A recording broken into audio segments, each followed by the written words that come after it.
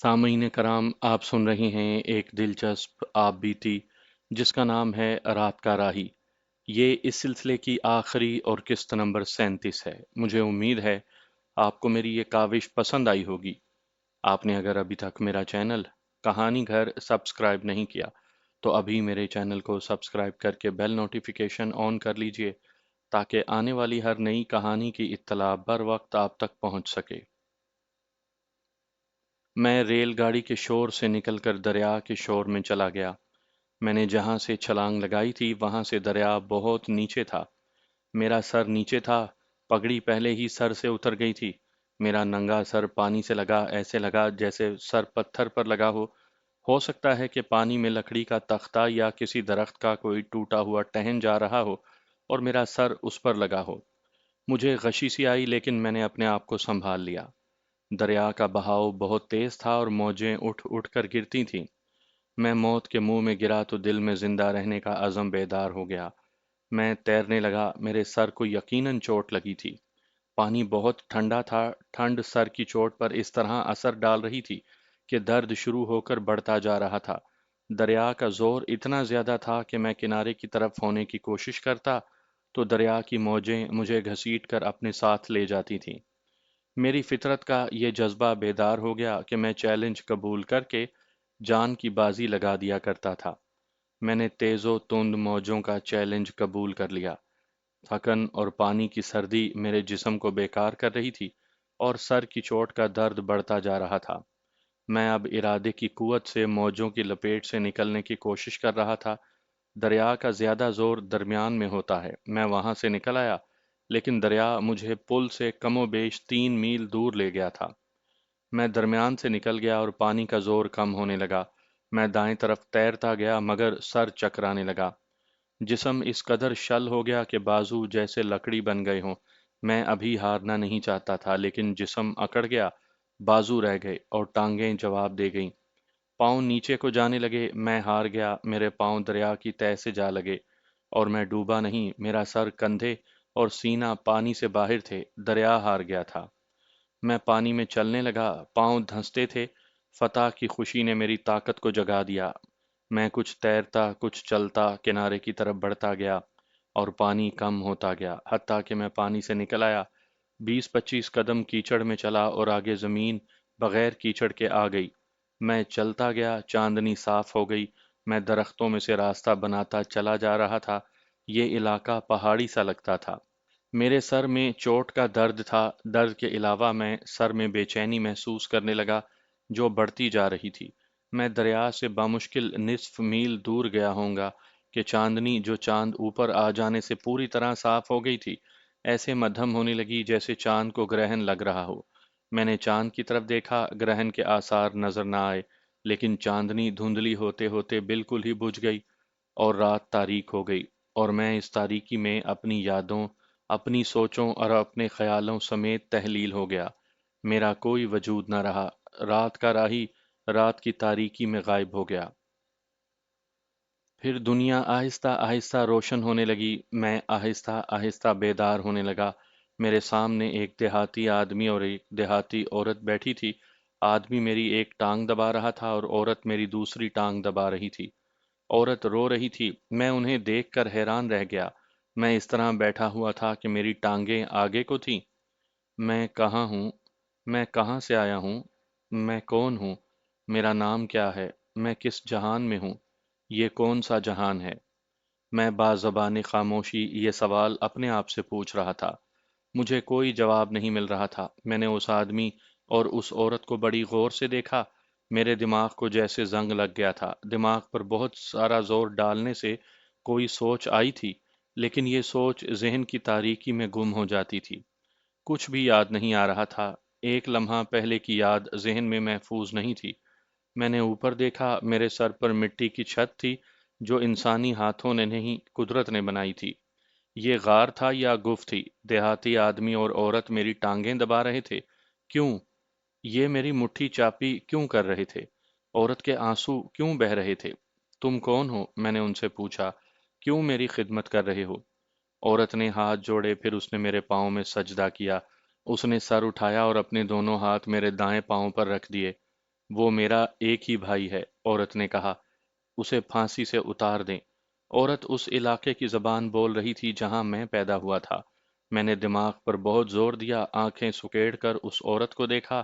اپنے علاقے کی زبان سن کر مجھے صرف یہ خیال آیا کہ یہ تو میرے علاقے کی زبان ہے، مگر یہ یاد نہیں آیا کہ میں کہاں سے آیا ہوں۔ سائیں سرکار، اس عورت کے ساتھ کے آدمی نے کہا، یہ میری بیوی ہے، بڑی آس لے کر آئے ہیں، آپ کی جناب میں کوئی کمی نہیں، آج تیسرا دن ہے آپ کی جناب میں حاضری دے رہے ہیں، آپ چپ رہتے ہیں، کرم کریں سائیں سرکار، اس کا ایک ہی بھائی ہے، قتل میں پکڑا ہوا ہے۔ اس نے کسے قتل کیا ہے؟ میں نے ایسی آواز میں پوچھا جو میری آواز نہیں لگتی تھی۔ کیوں قتل کیا ہے؟ اس نے اپنے باپ کے قتل کا بدلہ لیا ہے، عورت نے کہا۔ 6 سال ہوئے ہمارا باپ قتل ہو گیا اور قاتل بری ہو گیا تھا۔ اس وقت میرا بھائی 14-15 سال کا تھا، اب وہ 20-21 سال کا جوان ہے۔ اس نے اپنے باپ کے قاتل کو للکار کر قتل کیا ہے۔ کسی نے جناب کی سرکار کا راستہ بتایا ہے۔ میری آنکھیں بند ہو گئیں، پلکوں کا اندھیرا بہت ہی گہرا تھا، کچھ بھی نظر نہیں آتا تھا، لیکن شک سا ہوتا تھا جیسے اس گھپ اندھیرے میں کچھ ہے۔ کسی کے چلنے پھرنے کی آہٹیں سنائی دیتی تھیں۔ میں یہ آہٹیں سنتا رہا اور ایسے لگا جیسے میں نے پہلے بھی یہ بات سنی ہے کہ کسی کے باپ کو کسی نے قتل کر دیا تھا اور قاتل بری ہو گیا تھا، پھر قاتل کو مقتول کے بیٹے نے قتل کر دیا تھا۔ کرم ہو سائیں سرکار، آدمی نے کہا۔ جاؤ، چلے جاؤ، میری زبان نے یہ الفاظ نہ جانے کیوں کہہ ڈالے۔ کرم ہو گیا، جس نے آپ کے باپ کے قاتل کو قتل کیا ہے اس پر کرم ہو گیا۔ جاؤ، جاؤ۔ دونوں نے میرے پاؤں پکڑے، پھر دیہاتی نے کرتے کی جیب سے کچھ نوٹ نکال کر میری گود میں رکھ دیے۔ غریبوں کا نذرانہ سرکار، آدمی نے کہا اور ایک طرف اشارہ کر کے کہا، سائیں بادشاہ کے لیے تھوڑا سا مکھن اور مکھن میں تلے ہوئے پراٹھے ہیں، حضور جو حکم کریں گے شام سے پہلے حاضر ہوگا۔ وہ چلے گئے تو ایسے لگا جیسے وہ دن کی روشنی اپنے ساتھ ہی لے گئے ہوں۔ اندھیرا، گھپ اندھیرا۔ میں بتا نہیں سکتا کہ میں سو گیا تھا یا مجھے کیا ہو گیا تھا۔ اگر آپ ڈاکٹر ہیں تو آپ کو بہتر پتا ہوگا کہ مجھے کیا ہو گیا تھا۔ میں تو یہی سمجھتا ہوں کہ اندھیرا میری قسمت میں لکھ دیا گیا تھا، میری زندگی کا راستہ تاریک کر دیا گیا تھا، میرا اعمال نامہ سیاہ ہو گیا تھا۔ میں صرف لکھ پڑھ سکتا ہوں، علم کی کوئی کتاب نہیں پڑھی، انسانوں کو پڑھا ہے، اور اسی کو میں علم کہتا ہوں۔ اگر میں نے نفسیات کی یا ڈاکٹری کی کتابیں پڑھی ہوتی تو آپ کو ان کی روشنی میں بتاتا کہ مجھے کیا ہو گیا تھا۔ میرے ماضی نے مجھ سے اپنا رشتہ توڑ لیا تھا۔ میں انہی لمحوں کو پہچانتا تھا جو میرے سامنے روشنی میں آتے تھے۔ روشنی پھر آ گئی، میں اب اکیلا تھا۔ میرے قریب کھدر کا ایک رنگ دار کپڑا پڑا ہوا تھا، یہی کوئی نصف یا پون گز ہوگا۔ اس پر پراٹھے کا چھوٹا سا ایک ٹکڑا پڑا تھا۔ مٹی کا ایک پیالہ قریب ہی رکھا تھا، اس میں تھوڑا سا پانی تھا۔ میں نے دماغ پر زور دیا تو خواب کی طرح یاد آیا کہ ایک آدمی اور ایک عورت مجھے پراٹھے دے گئے تھے۔ انہوں نے میرے ساتھ کچھ باتیں بھی کی تھیں، باتیں یاد نہ آئیں۔ دماغ پر اور زور دیا تو دھندلی سی یاد آئی کہ میں نے کچھ کھایا تھا۔ میں اٹھا اور جھک کر باہر نکل آیا۔ دیکھا کہ یہ مٹی کی ایک دیوار سی کھڑی تھی جو کچھ دور تک چلی گئی تھی۔ اس میں ایک گف بنی ہوئی تھی جو 4-5 گز لمبی اور اس سے ذرا کم چوڑی تھی۔ چھت اتنی اونچی کہ ذرا سا جھک کر اندر کھڑا ہوا جا سکتا تھا۔ اندر مٹی کی رکابیاں، ڈولیاں اور 2 گھڑے رکھے تھے۔ فرش پر ایک کمبل بچھا ہوا تھا، کچھ اور کپڑے بھی پڑے ہوئے تھے۔ میں نے اپنا حلیہ یوں دیکھا کہ اپنے منہ پر ہاتھ پھیرا، داڑھی بڑی لمبی تھی۔ سر پر ہاتھ لے گیا تو پتا چلا کہ سر کے بال کندھوں پر بکھرے ہوئے ہیں۔ میں نے سبز رنگ کا کرتا پہن رکھا تھا، کمر سے چادر باندھ رکھی تھی۔ اپنے ہاتھ الٹے کر کے دیکھے، ان پر رگیں ابھری ہوئی تھیں۔ میرے ہاتھ ایسے تو نہیں تھے۔ میں آہستہ آہستہ چلتا ایک طرف چل پڑا۔ مٹی کے جس دیوار نما لمبے ٹیلے میں گف بنی ہوئی تھی، میں اس کے ساتھ ساتھ چلا جا رہا تھا۔ ایک جگہ ٹیلے میں سے گھاٹی اوپر کو جاتی تھی۔ میں گھاٹی چڑھنے لگا، اوپر جا کر دائیں بائیں اور آگے پیچھے دیکھا۔ یہ خوابوں کی دنیا معلوم ہوتی تھی۔ دور ایک پہاڑی تھی، ایسی ہی ایک پہاڑی ایک اور طرف تھی۔ جہاں تک میری نظر جاتی تھی مجھے ابھری ہوئی چٹانیں اور چھوٹے بڑے درخت دکھائی دیتے تھے۔ زمین بھی پھٹی ہوئی تھی، ایسے لگا جیسے یہ خواب پہلے بھی کبھی دیکھا ہے۔ ہوا بھی مانوس لگ رہی تھی، مٹی کی بو بھی مانوس تھی۔ मैंने दिमाग पर जोर दिया तो दुनिया तारीक हो गई। रोशनी की चमक दिखाई दी तो मेरी नज़रें ऊपर गईं। मैं पीठ के बल लेटा हुआ था और मुझे मिट्टी की छत दिखाई दी। मैं तेज़ी से उठा, अपने इर्द गिर्द देखा। मैं गुफ में था और मेरे इर्द गिर्द मिट्टी के बर्तन पड़े थे। रोटी साईं जी, किसी की आवाज़ सुनाई दी। मैंने उधर देखा, एक देहाती लड़का गुफ के मुंह में बैठा था। उसके हाथ में चंगेर थी। उसने चंगेर मेरी तरफ की तो मैंने उसके हाथ से ले ली। उसमें पराठे थे। कपड़ा और चंगेर दे दें साईं जी, लड़के ने कहा। मैंने पराठे उठाकर चंगेर उसे दे दी। तुम कहाँ रहते हो? मैंने लड़के से पूछा। उसने अपने गांव का नाम बताया। मेरे दिमाग को चोट पड़ी। मैंने ये नाम शायद ख्वाब में कभी सुना था। ये लड़का भी मेरी मादरी जबान बोल रहा था। दुआ करना साईं जी, लड़के ने कहा और चला गया। मैं कुछ देर उस जगह को देखता रहा जहां कुछ देर पहले लड़का बैठा हुआ था। वहां से नजरें हटीं तो पराठों पर चली गईं, जिन्हें मैंने दोनों हाथों पर उठा रखा था। मैंने एक पराठा खाना शुरू कर दिया। मैंने बड़ी तेजी से दोनों पराठे खा लिए और घी वाले हाथ कुर्ते से मल दिए। मैंने कंबल पर जो मेरे नीचे बिछा हुआ था हाथ फेरा और मेरा हाथ तकिए की तरफ चला गया। तकिए की जगह कुछ कपड़े ऊपर नीचे पड़े थे। मैंने कपड़ों का ये बंडल उठा लिया। नीचे बहुत से नोट और सिक्के पड़े हुए थे। बाज नोट रद्दी कागजों की तरह मरोड़े हुए थे। मैंने दो तीन नोट उठाए और उन्हें देखने लगा। ज्यादातर नोट छोटे छोटे थे। मैं पढ़ सकता था। छोटे से एक नोट की तहरीर पढ़कर मैं हैरान हुआ। ये 1 रुपए का नोट था और इस पर हुकूमत पाकिस्तान लिखा हुआ था। उस पर किसी गवर्नर के दस्तखत थे। उसका नाम मुसलमानों जैसा था। मुसलमानों जैसा? मुसलमान? मैंने अपने सर में बेचैनी महसूस की। जहन में यही एक लफ्ज अटक गया। मुसलमान, मुसलमान। ये लफ्ज मैंने पहले कभी सुना जरूर था। बड़ा मानूस सा लफ्ज था। अपने आप ही जहन में आ गया। मेरा कोई माजी नहीं था, मुस्तकबिल भी कोई नहीं था, लेकिन मुसलमान का लफ्ज मेरे जहन में कहाँ से आ गया? मैंने अपने सर पर बड़े जोर से 2 हथड़ मारे, फिर अपने सर पर घूंसे मारे। मुझे कुछ नजर आने लगा, कुछ याद आने लगा। मैंने नोट को एक बार फिर देखा। हुकूमत पाकिस्तान, हुकूमत बरतानिया। जहन की धुंध जरा साफ हो गई। बरतानिया सरकार, जॉर्ज पंजम, जॉर्ज शेषम, हिंदुस्तान। पाकिस्तान क्या है? कोई हुकूमत है? धुंध और साफ हो गई। ये कोई और देश है। अंग्रेजों की हुकूमत में 1 रुपए का नोट तो नहीं था। ये कौन सा मुल्क है? यहाँ के लोग मेरी मादरी जबान क्यों बोलते हैं? सर के अंदर जो बेचैनी थी वो बढ़ गई। मैंने दिमाग पर और ज्यादा जोर दिया तो दिन की रोशनी धुंधला गई और फिर घुप अंधेरा। अंधेरा साफ होने लगा, दुनिया रोशन होने लगी। हक अल्लाहू, मुझे धमाके की मानिंद आवाज सुनाई दी। इल्लल्लाहु, हक तेरी जात सच, हक अल्लाहु। मैं चौंक पड़ा। ऐसे लगा जैसे ये आवाजें मेरे हलक से निकल रही थीं। मैंने इधर उधर देखा। मैं खुले आसमान तले बैठा था। मेरे इर्द गिर्द खड्ड भी थे और थोड़ी सी जगह हमवार भी थी। मेरे पास 4-5 देहाती बैठे मुझे देख रहे थे। जरा परे बहुत सी भेड़ बकरियां चर चुग रही थीं। अंधेरा आ गया। मैंने उन आदमियों से कहा, मेहर हो गई है। ये कौन सा मुल्क है? ये पाकिस्तान है, दो आदमियों ने एक जबान में कहा। मैं किसी और मुल्क में चला गया था, मैंने कहा। मुझे जरा भर भी एहसास नहीं था कि ये लोग मेरी बेमायनी बातों को मार्फत की या तसव्वुफ की बातें समझ रहे थे। साईं जी, आंखें बंद करते हैं तो किसी दूसरे मुल्क में चले जाते हैं। एक आदमी ने अपने साथ बैठे हुए आदमी से सरगोशी से जरा बुलंद आवाज में कहा। मैं उठा और चल पड़ा। मेरा हाथ किसी ने नहीं पकड़ा था, किसी ने मेरी रहनुमाई नहीं की थी। मैं खुद ही एक तरफ को चल पड़ा था। उन आदमियों में से दो मेरे पीछे पीछे आ रहे थे। मैं चलता गया और उस टीले पर जा पहुंचा जिसमें गुफ थी। मैं घाटी की तरफ गया और घाटी उतरकर गुफ में चला गया। गुफ में पहुंचने तक मेरे जहन में ऐसा कोई ख्याल नहीं था कि मैं इस जगह आ रहा हूं। यूं समझ लें कि मैं नींद में चलता गुफ तक पहुंच गया था। दो आदमी जो मेरे पीछे पीछे आ रहे थे वो गुफ के मुंह में बैठ गए। तुम कौन हो? मैंने उनसे पूछा। हमारा गांव करीब ही है, एक ने जवाब दिया। मैं कौन हूँ? उन्होंने एक दूसरे की तरफ देखा और दोनों मुस्कुराए। जनाब, बड़ी पहुंच वाले साईं हैं आप।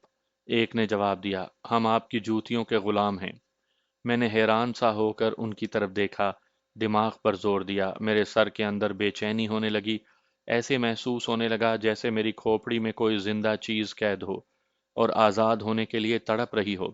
ان دونوں آدمیوں کو میں نے دیکھا، ایسے نظر آتے تھے جیسے بہتے ہوئے شفاف پانی میں ڈوبے ہوئے ہوں۔ ان کے جسم ہل رہے تھے، دیکھتے ہی دیکھتے پانی گدلا ہو گیا۔ اب دونوں آدمی مجھے دکھائی نہیں دیتے تھے۔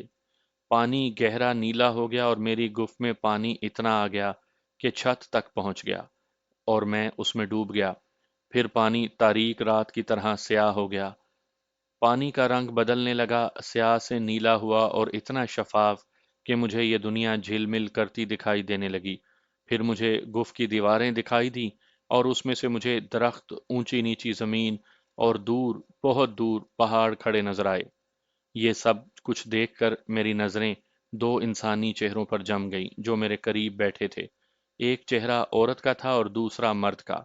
پانی اتر گیا ہے، میں نے کہا۔ بڑا زبردست سیلاب آیا تھا، گزر گیا ہے۔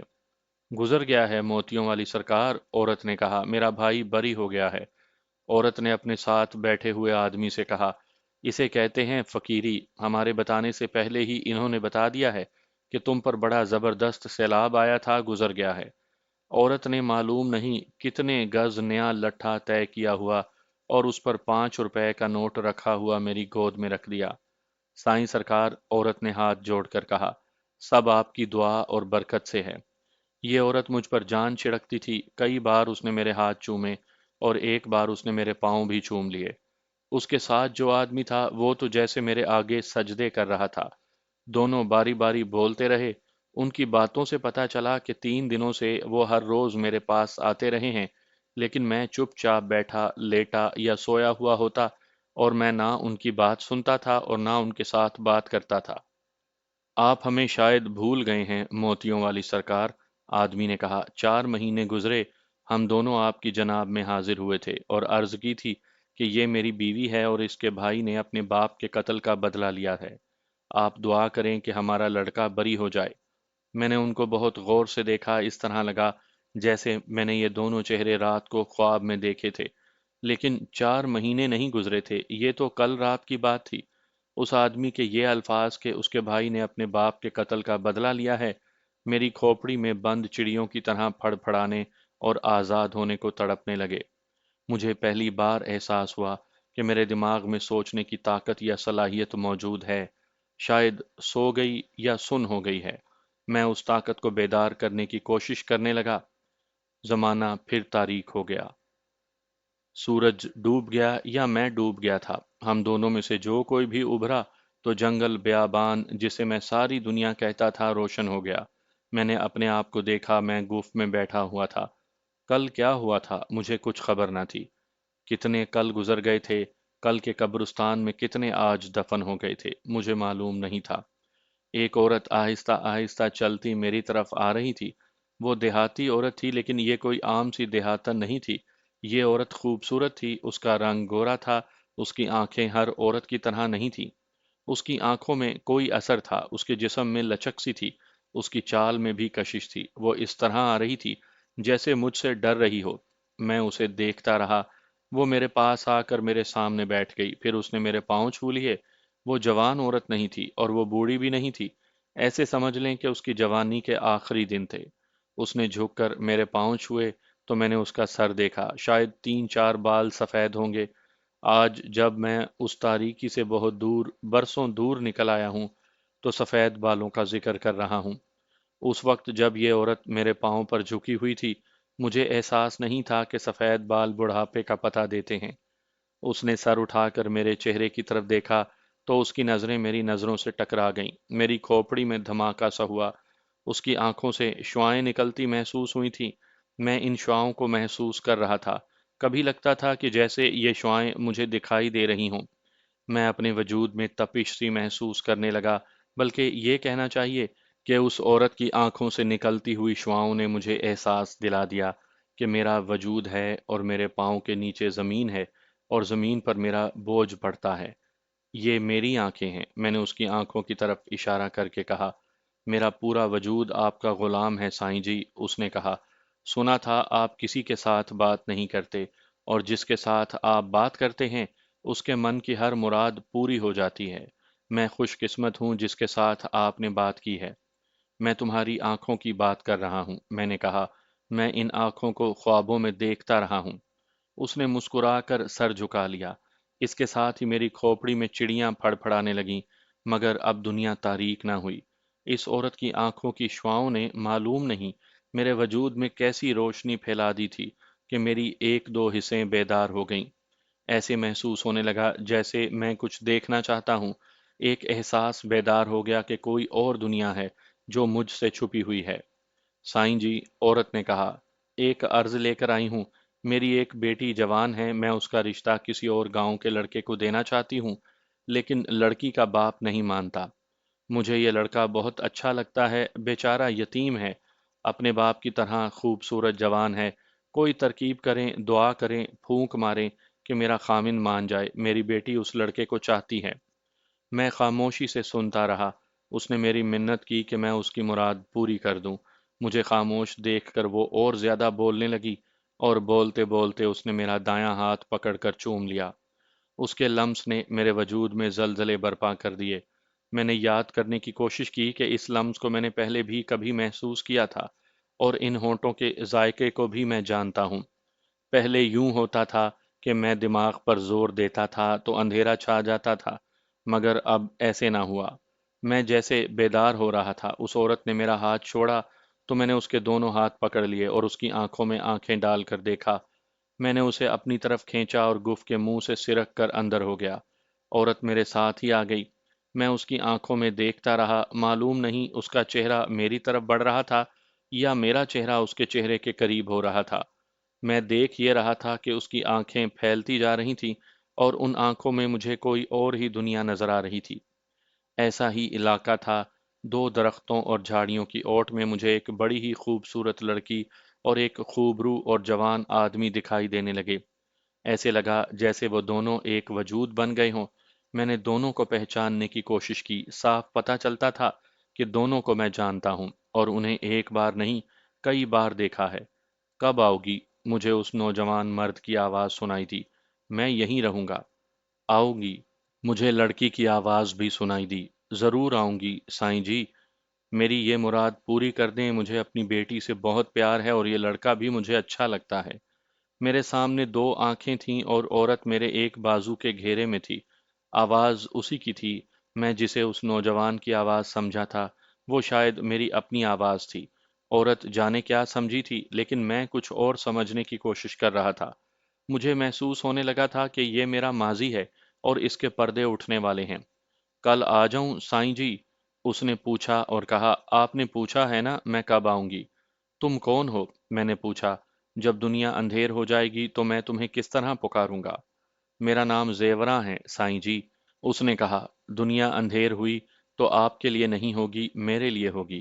فقیروں کی دنیا اندھیر نہیں ہوا کرتی، میں آپ کو پکاروں گی۔ زیوراں، میں نے اپنے آپ سے سرگوشی میں کہا۔ زیوراں، میرے دماغ میں سخت بے چینی ہوئی اور آہستہ آہستہ دنیا اندھیر ہو گئی۔ اب روشنی واپس آئی تو میرے ذہن میں وہ عورت محفوظ تھی جس نے اپنا نام زیوراں بتایا تھا۔ میرے ذہن میں کچھ بھی محفوظ نہیں رہتا تھا، مگر زیوراں میرے ذہن سے نہ نکلی اور مجھے کچھ یاد آنے لگا۔ اس کے جسم کی بو بھی شاید میرے قریب کہیں موجود تھی۔ سائیں جی، ایک مردانہ آواز نے مجھے زیوراں کے خیال سے ہٹا لیا۔ آواز پھر آئی، صبح سے آپ کی حاضری میں بیٹھا ہوں۔ میں نے ادھر دیکھا، ایک جوان آدمی گف کے منہ میں بیٹھا تھا۔ وہ بھی دیہاتی تھا، بڑا خوبرو دیہاتی۔ میں نے اس کا چہرہ دیکھا، پھر اس کی آنکھیں دیکھیں۔ اس نے آنکھیں جھکا لیں۔ فقیر کی آنکھوں میں آنکھیں ڈالنے کو وہ فقیر کی بے ادبی سمجھتا ہوگا۔ تم کون ہو؟ میں نے اس سے پوچھا۔ اسی علاقے کا رہنے والا ہوں، اس نے کہا۔ میرا نام احمد خان ہے۔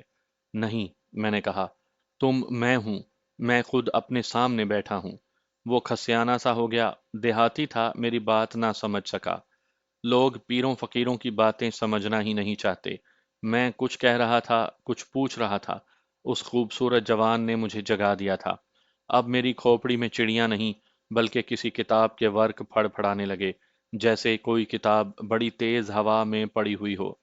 مجھ پر جادو کا سا اثر ہونے لگا، پردے اٹھنے لگے، یادیں انگڑائیاں لینے لگیں، میں خوابوں کو یاد کرنے لگا۔ دیہاتی مرد اور عورتیں میرے پاس آ رہی ہیں، کوئی میری مٹھی چاپی کرتا ہے، کوئی عورت پراٹھے رکھ جاتی ہے، پیسے بھی لوگ دے جاتے ہیں، اور ہر کوئی کہتا ہے سائیں جی، سائیں سرکار، موتیوں والے شاہ جی، میری مراد، میری مراد۔ لیکن مجھ پر یہ اثر نہیں ہوتا جو زیوراں چھوڑ گئی تھی، اور اب اس خوبصورت نوجوان کا جادو مجھ پر سوار ہو رہا تھا، اور میں اسے دماغ پر زور دے کر آنکھیں سکیڑ کر دیکھ رہا تھا۔ احمد خان، میں نے زیر لب کہا۔ نہیں، محمد خان، میرے منہ سے کچھ سوچے بغیر نکلا۔ تم محمد خان ہو۔ اس جوان نے میرے پاؤں پکڑ لیے، یہ عقیدت کا اظہار تھا۔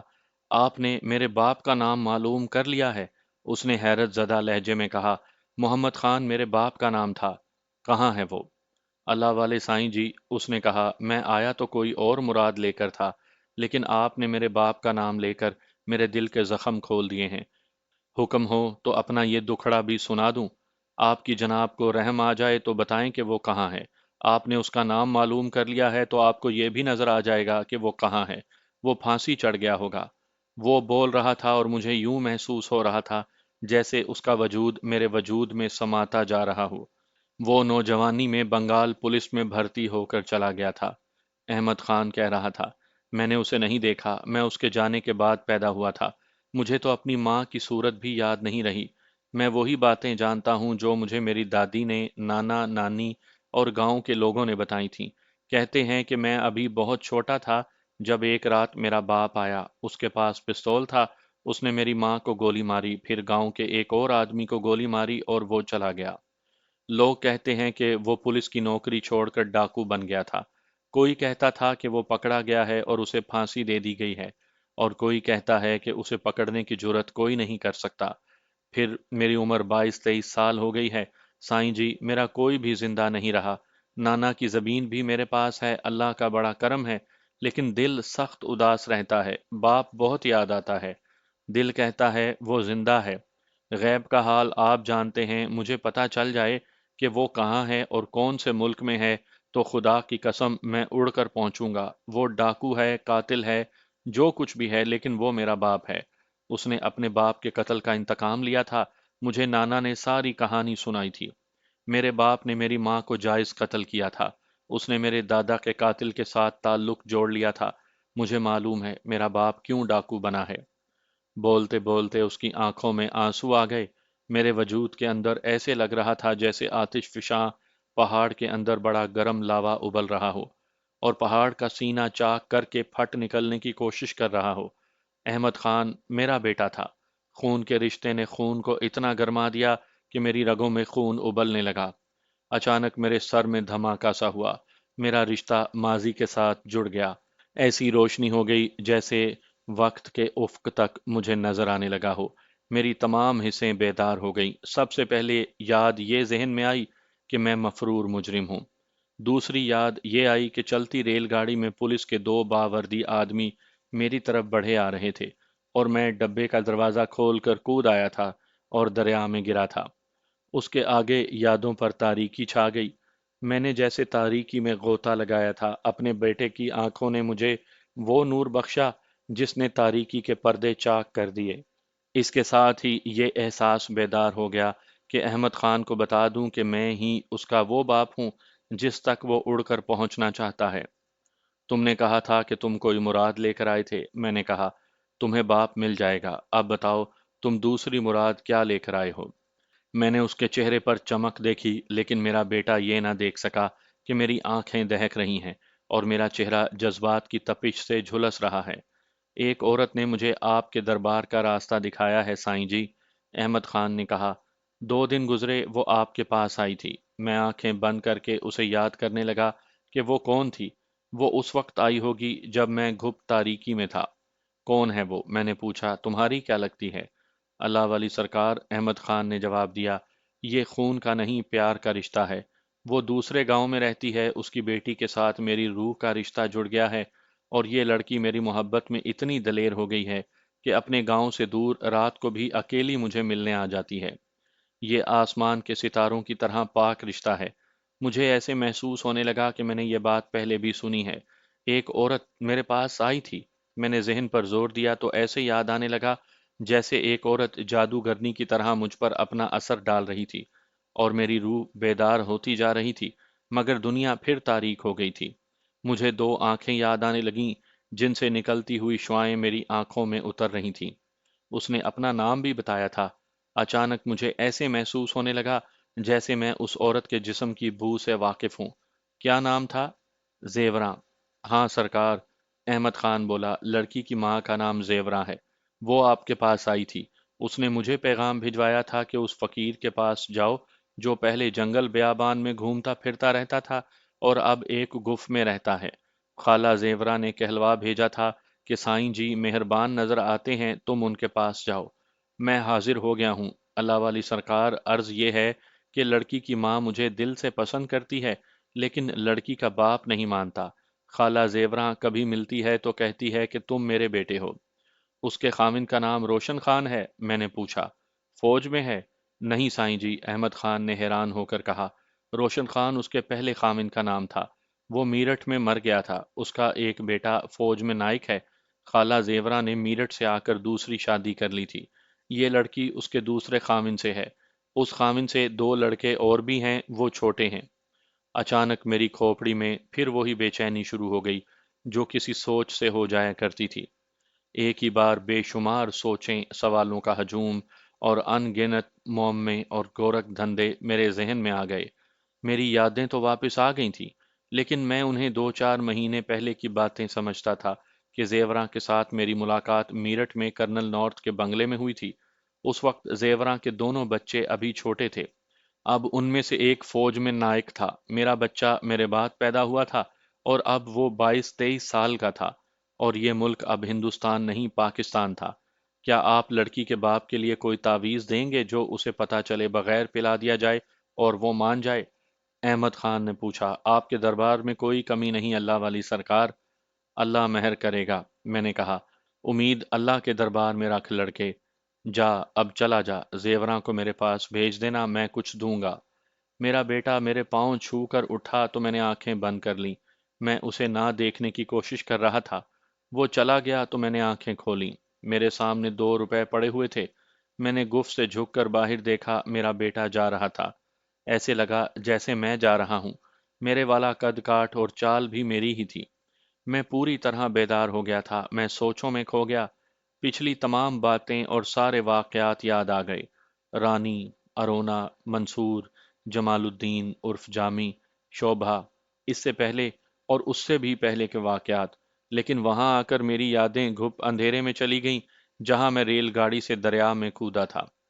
میں اس رات سو نہ سکا، یادوں کو بیدار کرنے کی کوشش کرنے لگا۔ دھندلی دھندلی سی یادیں ذہن میں آئیں اور ذہن میں ہی کہیں گم ہو گئیں۔ میں دریا میں سے نکل رہا ہوں، شاید مندر ہے، قبرستان، ملنگ سے ہیں، مجھے چرس کے کش لگوا رہے ہیں، اندھیرا، شہر ہے، میرا ہاتھ پھیلا ہوا ہے، کوئی مجھے روٹی دے رہا ہے، میں چل رہا ہوں، کبھی جنگل آتا ہے، کبھی کوئی بستی آ جاتی ہے، بچے مجھے چھیڑ رہے ہیں، کسی گھر کے دروازے پر بیٹھا کچھ کھا رہا ہوں، چل رہا ہوں، چلا جا رہا ہوں۔ ایسے لگا جیسے خواب دیکھے تھے۔ اپنے علاقے میں آیا تو ذہن ذرا ذرا بیدار ہوا۔ میں ایک ایک لمحے کی کہانی سناؤں تو یہ کبھی بھی ختم نہیں ہوگی۔ مجھے بات مختصر کرنے دیں۔ میں نے آپ کو سنایا ہے کہ جب میں ریل گاڑی سے دریا میں کودا تھا تو میرا سر ڈائیو کی پوزیشن میں نیچے تھا۔ دریا میں کوئی سخت چیز بہتی جا رہی تھی جو لکڑی ہی ہو سکتی تھی۔ میرا سر اس پر لگا، یا یہ شاید سر کی چوٹ کا اثر تھا کہ میرا دماغ معاف ہو گیا۔ ذہن پر زور دینے سے یہاں تک یاد آتا تھا کہ میں دریا سے نکلا تھا، پھر یاد آتا ہے کہ مجھے کسی قبرستان میں ملنگوں نے چرس پلائی تھی۔ ہو سکتا ہے یہ چرس نہ ہو، چرس سے زیادہ تیز کوئی نشہ ہوگا۔ اس نے بھی میرے دماغ کو سلا دیا ہوگا۔ میں شاید پاگلوں کی طرح نہ جانے کہاں کہاں گھومتا پھرتا رہا۔ لوگ مجھے بھکاری، پاگل یا فقیر سمجھ کر کچھ نہ کچھ کھانے کو دیتے رہے۔ میرا شعور سو گیا تھا۔ میں لاشعوری طور پر زندہ رہا اور لاشعور مجھے اپنے علاقے میں لے آیا۔ میرا خیال ہے کہ شعور اور لاشعور کو سمجھنے والے لوگوں کے لیے میرا کیس سمجھنا آسان ہوگا۔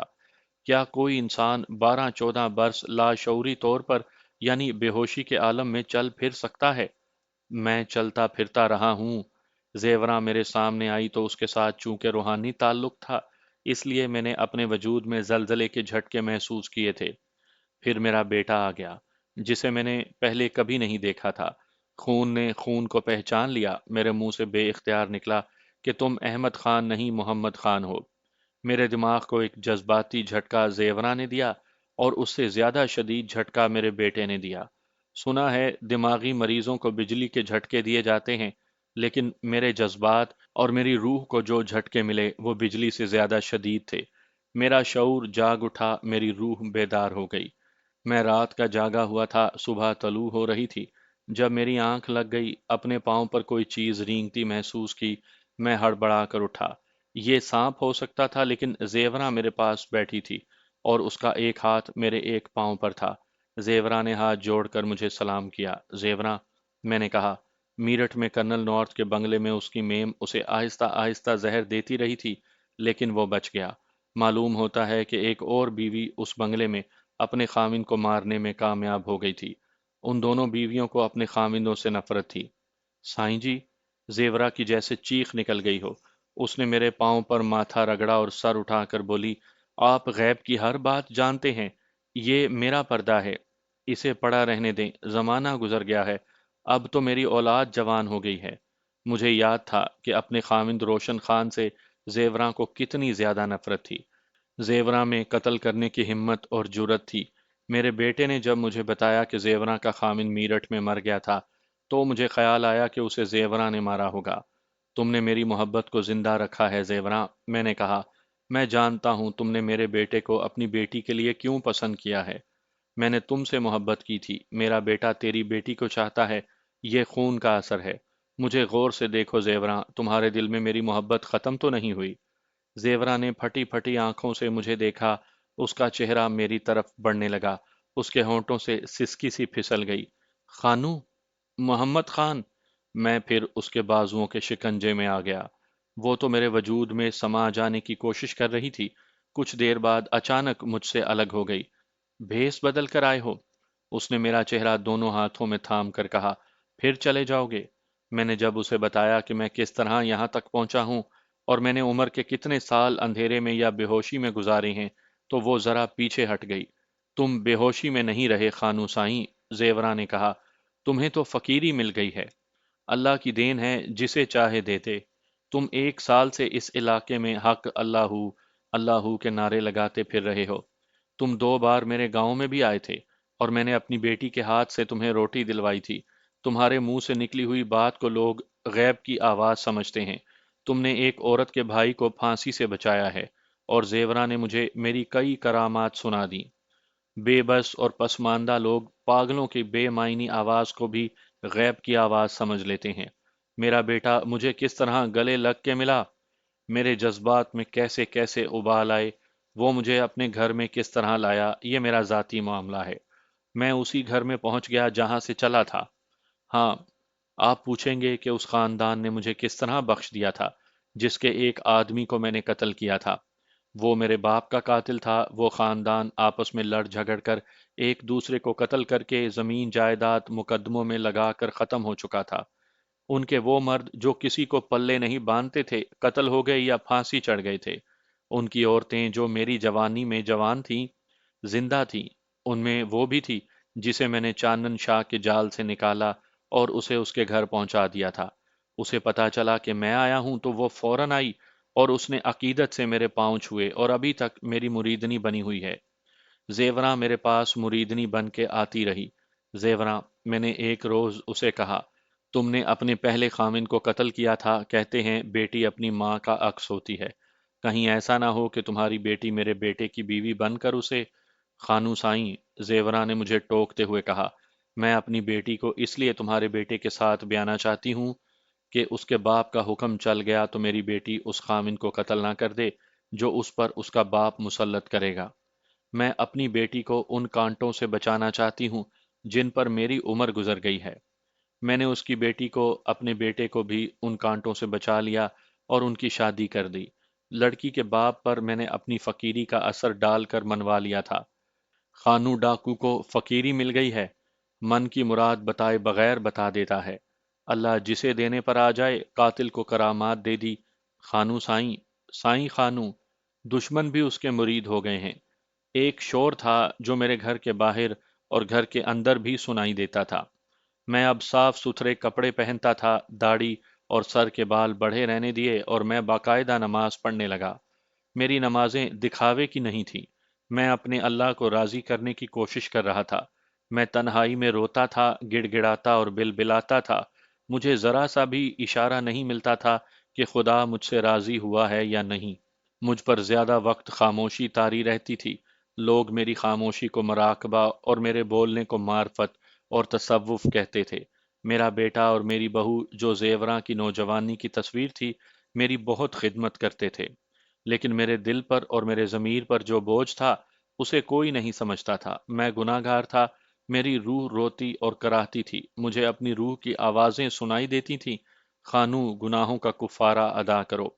دن بدن میرا چین اور سکون ختم ہوتا جا رہا تھا۔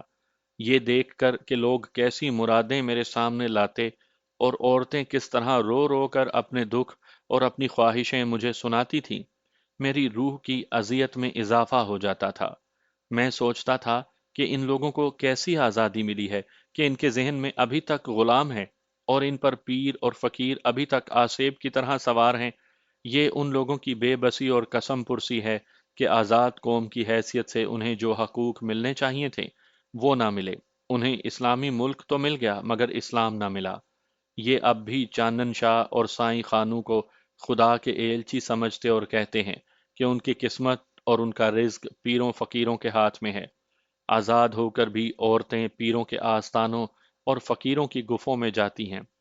احمد خان، میں نے ایک روز اپنے بیٹے سے کہا، تم جانتے ہو نا میں قاتل ہوں۔ میں نے اس گاؤں میں تمہاری ماں کو قتل کیا تھا، اپنے باپ کے قاتل کو قتل کیا تھا، اور اس تھانے دار کو جس نے مجھے گرفتار کر لیا تھا، اسے میں نے قتل کیا اور اس کی لاش کا پاؤں اس کے گھوڑے کی رکاب میں پھنسا کر گھوڑے کو بھگا دیا تھا۔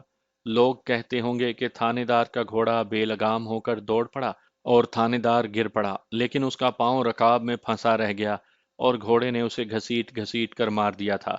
نہیں احمد بیٹے، میں نے اسے قتل کیا تھا۔ ابو، میرے بیٹے نے کہا، اپنے دماغ سے ان باتوں کو آپ نکالتے کیوں نہیں؟ کون آپ کو قاتل کہتا ہے؟ آپ دیکھ نہیں رہے لوگ آپ کو پہنچ والا فقیر اور بزرگ مانتے ہیں، لیکن میں خدا کو مانتا ہوں بیٹا۔ میں نے کہا، یہ بیچارے لوگ اپنے آپ کو دھوکہ دے رہے ہیں۔ میرے منہ سے جو بات نکل جائے یہ لوگ اس پر اپنے تصوروں کا محل کھڑا کر لیتے ہیں۔ یہ میرا گناہ ہے۔ دیکھو بیٹا، مجھے خدا کے حضور جانا ہے، میں سرخرو ہو کر اس دنیا سے جانا چاہتا ہوں۔ آپ سرخرو کس طرح ہوں گے؟ پھانسی کے تختے پر کھڑا ہو کر۔ میں نے کہا، میں پھانسی کے کنویں کے راستے خدا کے حضور جاؤں گا تو امید ہے کہ خدا میرے گناہ بخش دے۔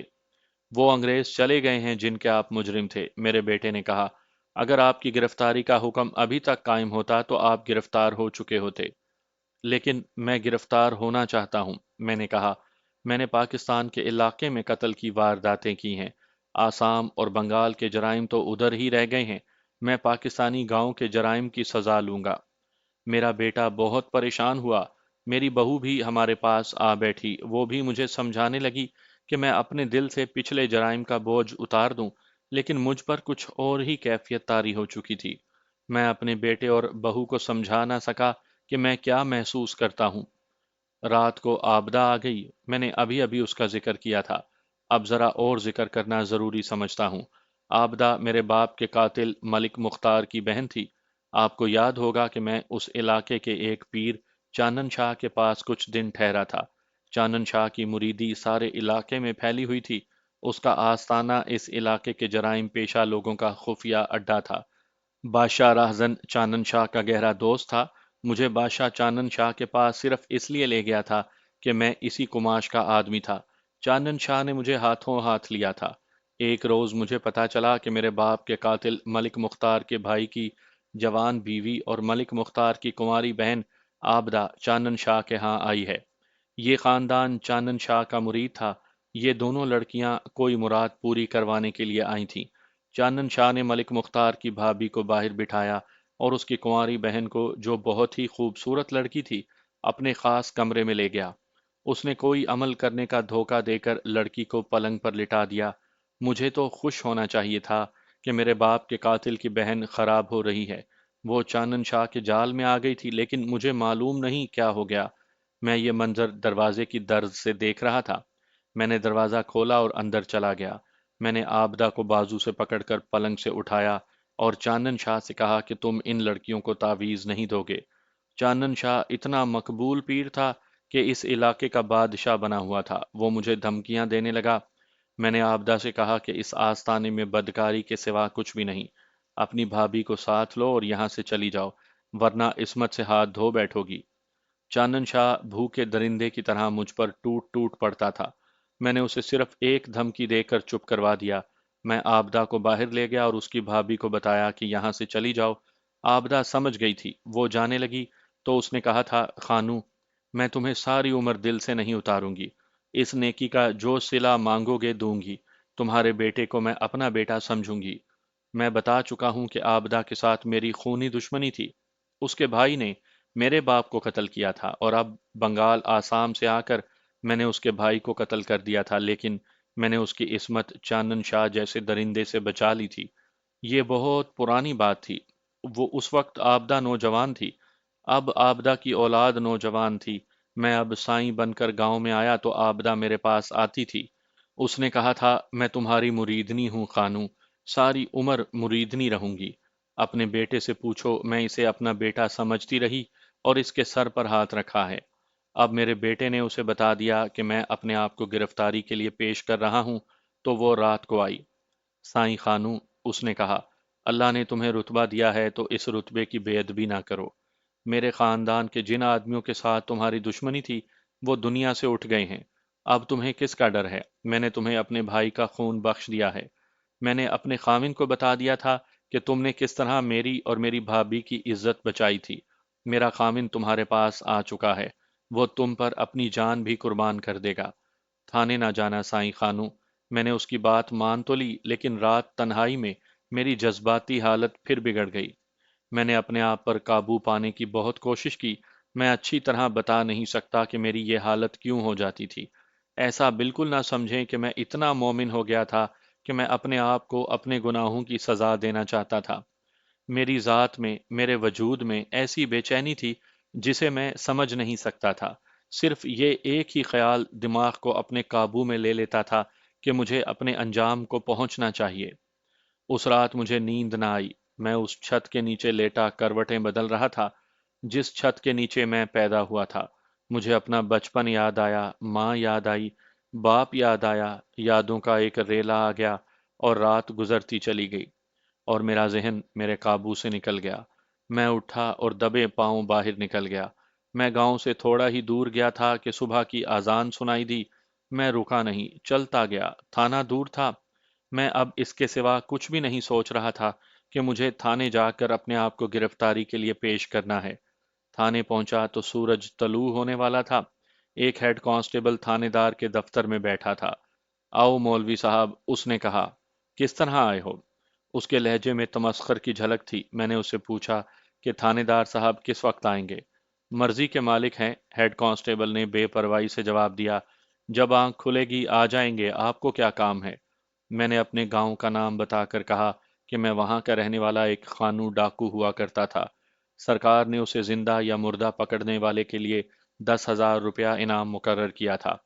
اپنے گاؤں میں اس نے اپنی بیوی کو اور ایک آدمی کو ریوالور کی گولیوں سے قتل کیا تھا۔ اس نے اور بھی بہت سی وارداتیں کی تھیں۔ کب کی بات کر رہے ہیں آپ؟ اس نے پوچھا۔ جنگ عظیم سے پہلے کی، میں نے بتایا۔ تم لوگ اسے گرفتار کر سکتے ہو۔ مولوی صاحب، ہیڈ کانسٹیبل نے طنزیہ لہجے میں کہا، اگر آپ مولوی نہ ہوتے تو میں آپ کو معلوم نہیں کیا کہتا۔ 10,000 روپیہ انگریزوں نے مقرر کیا ہوگا، یہ اب آپ کو نہیں مل سکتا۔ پاکستان کی حکومت نے کسی خانو ڈاکو کا انعام مقرر نہیں کیا۔ جاؤ اپنا کام کرو مولانا۔ میں مولوی اور مولانا نہیں ہوں میرے بھائی، میں نے کہا، میں خانو ڈاکو ہوں، مجھے گرفتار کر لو۔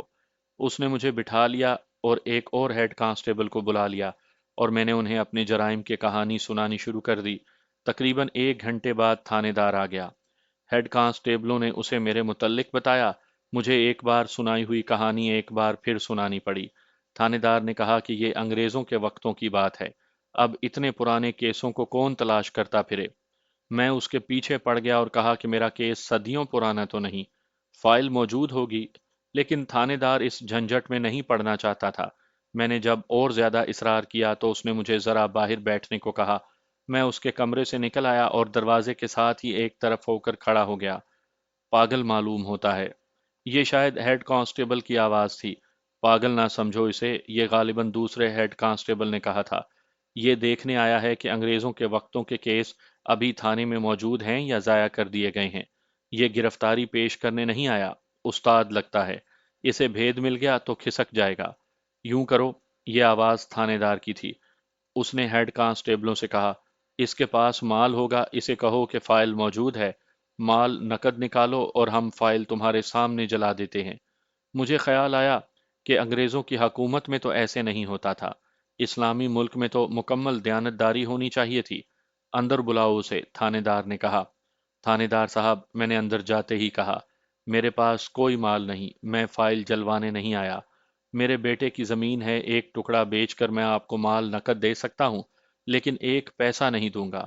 اگر مجھے گرفتار نہیں کریں گے تو میں علاقہ ڈی ایس پی کے پاس چلا جاؤں گا، آئی جی کے پاس چلا جاؤں گا۔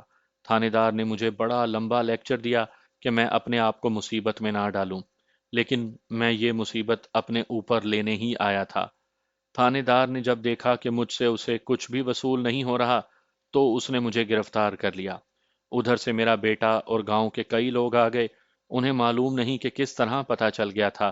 میرا بیٹا مجھے حوالات میں ملا، اس نے بتایا کہ تھانے دار نے اس کے ساتھ سودا کر لیا ہے، وہ فائل غائب کر دے گا۔ میں نے اسے سختی سے کہا کہ وہ میرے راستے میں نہ آئے۔ مختصر یہ کہ تھانے دار کو وہ فائل نکالنی پڑی۔ وہ اس نے نکالی، مجھے دوسرے دن ریمانڈ کے لیے لے گیا اور اسے کیس تیار کرنا پڑا۔ 14 دنوں بعد مجھے جیل کے حوالات میں بھیج دیا گیا۔ اس سے ایک مہینہ بعد میرا چالان زیر دفعہ 302 مجسٹریٹ کی عدالت میں پیش ہوا۔ پتہ چلا کہ تھانے دار کو میرے گاؤں سے کوئی گواہ نہیں ملا۔ وہ 3 گواہ لایا تھا، ان کی گواہیاں ہوئیں۔ کیس کو سیشن کورٹ میں جانا تھا، لیکن میرے بیٹے نے جو وکیل کیا تھا اس نے تینوں گواہوں کو جھوٹا ثابت کر دیا۔ مجسٹریٹ نے کیس عدم شہادت کی بنا پر ڈسچارج کر دیا اور میں گھر آ گیا۔ مجھے پتا چلا کہ گاؤں میں جب اطلاع پہنچی تھی کہ میں گرفتار ہو گیا ہوں تو آبدہ اور اس کے خاندان نے اعلان کر دیا تھا کہ گاؤں کا جو آدمی میرے خلاف گواہی دے گا اس کا حقہ پانی بند کر دیا جائے گا۔ اس واقعے کو 20 سال گزر گئے ہیں۔ میرے بیٹے کی اولاد جوان ہو گئی ہے، زیوراں اور آبدہ بوڑھی ہو گئی ہیں۔ میرے پاس آتی ہیں اور بہت دیر بیٹھی باتیں کرتی رہتی ہیں۔ لوگ مجھے فقیر اور سائیں مانتے ہیں۔ میں نے اپنی داستان سنا ڈالی ہے، سزا و جزا اللہ کے اختیار میں ہے۔